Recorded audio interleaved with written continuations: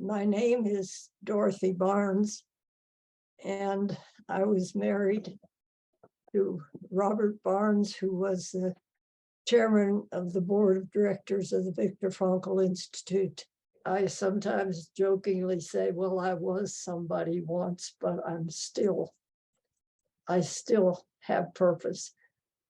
And my purpose for so many years was to help Bob be able to continue, because I knew how gifted he was at reaching people, at setting the tone of unity and acceptance, and that our Congresses all held. You have to attend a Congress to really know that experience. But Bob very much, I think, was instrumental in being able to bring that about.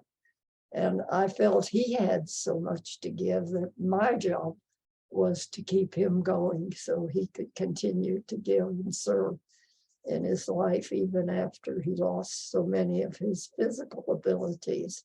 Bob had polio when he was only 13 years old, and he experienced what they called the post-polio syndrome. So even though he walked at first, when I married him, he just walked with one cane. He started walking with two canes.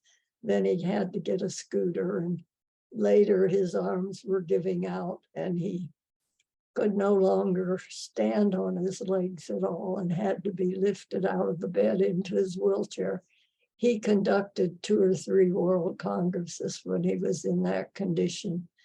He had macular degeneration and couldn't see. I had to do a lot of reading for him and things in the last years, but for the last 12 years, he could no longer stand on his legs, but he continued to be active in logotherapy, and he continued to teach until he was 80 years old. He died when he was 84.